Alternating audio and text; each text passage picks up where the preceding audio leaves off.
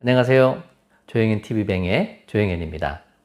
오늘은 우리 인류에게 와인이 어떻게 시작되었고 와인 산업의 큰 분기점이 되었던 필록세라 사건에 대해서 알아보겠습니다. 사실 와인의 시작과 관련해서는 여러 가지 설들이 있습니다. 그 중에서도 원숭이와 관한 설들이 있지요. 원숭이들이 포도나무가 무성한 곳에서 어떤 액체를 먹고 뛰고 흥분하고 이러한 것을 본 사람들이 그 액체를 맛을 보고 와인이 시작되었다라고 하는 그런 설들이 있습니다만, 실제적으로 와인의 시작을 문헌으로 확인할 수 있는 가장 유일한 것은 성경밖에 없다고 생각을 합니다. 성경을 근거로 포도나무의 시작점은 카시스피해와 흑해 사이의 소아시아 지역입니다. 이곳은 노아가 홍수가 끝난 뒤에 방주에서 내려 정착하던 아라랏산 근처입니다. 성경의 창세기 8장 4절에 보면 7월 곧 그 달 17일에 방주가 아라랏산에 머물렀으며 물이 점점 더 감하여 10월 곧 그 달 1일에 산들이 봉우리가 보였더라 라고 기록된 것으로 봐서 인류의 시작이 이곳에서 시작되었음을 우리가 알 수가 있습니다. 또 창세기 9장 20절, 21절을 보면 노아가 농업을 시작하여 포도나무를 심었더니 포도주를 마시고 취하여 그 장막 안에서 벌거벗은지라 라고 기록되어 있습니다. 이러한 기록들을 볼 때 와인은 대홍수 이후에 인류의 시작과 함께 존재했으며 최초로 와인을 만든 사람은 농부였던 노아라고 할 수 있습니다. 노아가 정착하면서 포도나무를 심고 와인을 만들어 마셨다는 것은 아마도 대홍수 이전 세상에서도 와인을 만들어 먹었을 것으로 추정됩니다. 아무튼 이렇게 시작된 와인은 이집트를 거쳐 로마로 전파되고 로마에 의해 전 유럽으로, 다시 유럽에 의해서 전 세계로 퍼져나가게 됩니다. 노아가 만들던 와인, 또 로마 시대에 만들던 와인은 아마도 지금과는 판이하게 달랐을 것입니다. 실제로 화이트 와인과 레드 와인이 분리되어 양조하기 시작한 것도 14, 5세기 정도 이 시기를 거치면서 분리되었고, 효모에 의해서 발효 현상이 알게 된 것도 19세기 중반 파스텔에 의해서 규명되었으니 말입니다. 이렇게 시작된 와인은 19세기에 대격변의 시간을 갖게 됩니다. 바로 필록세라 사건이지요. 필록세라란 크기가 날개를 펴도 1mm가 채 되지 않는 아주 작은 해충으로서 미 동부에 서식하는 토종 해충입니다. 이 해충이 전 세계의 거의 모든 포도밭을 황폐화시킨 이러한 사건이 19세기 후반에 발생했다는 것이죠. 어떻게 미국에 서식하던 작은 해충 하나가 전 세계 와인 산업을 송두리째 흔들 수 있었을까요? 그것을 한번 알아보겠습니다. 콜럼버스에 의해서 미 신대륙이 발견하게 되지요. 유럽인들은 미 동부에 상륙해서 이곳에 자연적으로 서식하고 있던 많은 포도들을 보게 되죠. 이를 이용해 와인을 양조합니다. 그런데 노린내 같은 게 많이 나서 상품성도 없고 맛도 그다지 좋지 못해요. 그래서 고심 끝에 유럽에 가서 유럽 종들을 들여와서 와인을 양조해 봅니다.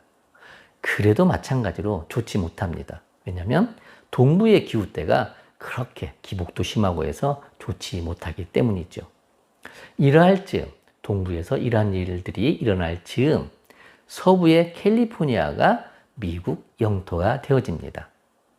유럽인들은 이 캘리포니아에 유럽 포도종들을 많이 옮겨와서 와인을 양조하게 됩니다.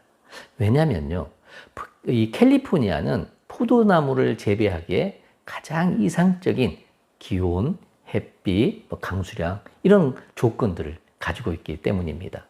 태평양의 어떤 그런 기후대, 또 사막 기후대 이런 것들로 인해서 아주 좋은 와인을 생산하기 때문입니다. 그런데요, 뜻하지 않게 미 동부에서 기이한 현상들이 일어나고 있었습니다. 처음 파종한 유럽 포도종들이 이유도 알 수 없는 상태에서 죽어가는 것입니다.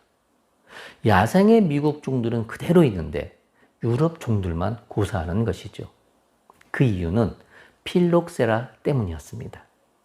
미 동부 아펠라치아 산맥 일대의 포도나무에 기생하던 해충입니다.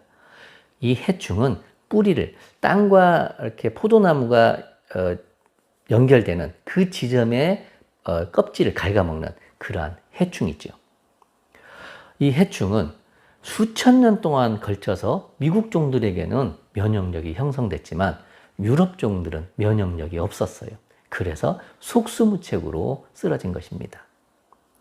이 시기 미국 사회는 아주 급격한 발전을 거듭하는 시기지요. 동부와 서부가 왕래가 아주 빈번해지고 교류가 굉장히 활발할 때입니다.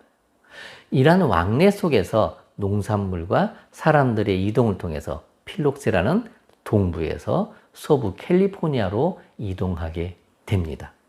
캘리포니아에 필록세라가 출현하게 되고 급기야 이곳의 포도나무들도 하나 둘씩 쓰러져 가기 시작하는 것이죠.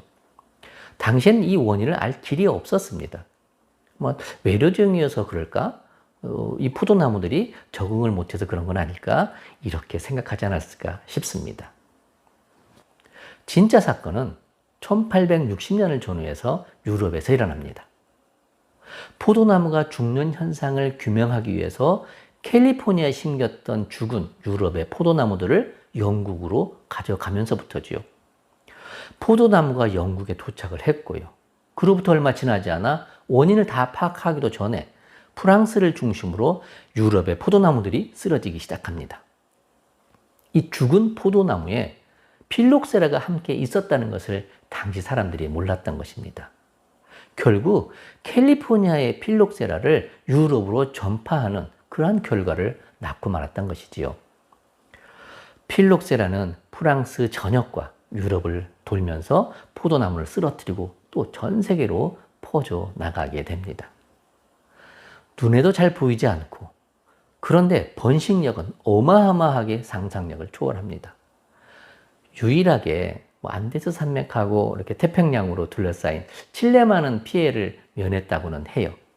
그러나 그야말로 지구상의 거의 모든 포도나무들이 죽다시피 한 그러한 순환을 겪게 된 것입니다. 그 시대의 과학 수준으로서는 원인을 알기에도 어렵고 조기에 규명해낼 수도 없었겠죠. 각국 간 검역도 지금처럼 철저히 않았겠고요. 그렇기 때문에 피해는 더욱더 클 수밖에 없었습니다. 이 사건은 사회적으로 와인의 품귀 현상을 빚게 됩니다. 저급 와인이 고급으로 둔갑하는 등 와인 시장이 교란되고 무질서가 판을 치게 되지요. 이런 와인 공급 부족은 브랜디, 위스키, 맥주 이런 시장이 대안으로 급성장하는 이런 현상을 낳기도 하지만 와인 시장만은 오랜 시간 혼란을 겪습니다. 이러한 문제들을 해결하기 위해서 현상금을 건대든가 많은 노력들을 하지만 쉽게 해결되지는 않았었어요. 해결은요, 의외로 문제의 발원지에서 실마리를 찾게 됩니다. 바로 전목이었습니다. 뿌리목은 미국종으로, 열매목은 유럽종으로 접목함으로써 해결할 수가 있었던 것이죠. 이렇다 할 대안이 없던 터에 미국 종들은 필록세라에 저렇게 강한데 왜 그럴까? 여기에 착안해서 해결했던 것이죠. 여러분들이 와인 산지를 방문하다 보면요.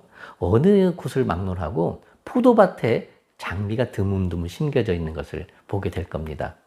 이는 장미가 포도나무보다 병해충에 약해서 장미를 통해서 병해충의 침입 여부를 미리 알고자 하는 것이죠. 그렇다면 필록세라 사건은 아직도 완전히 해결됐다라고 볼 수는 없는 것입니다.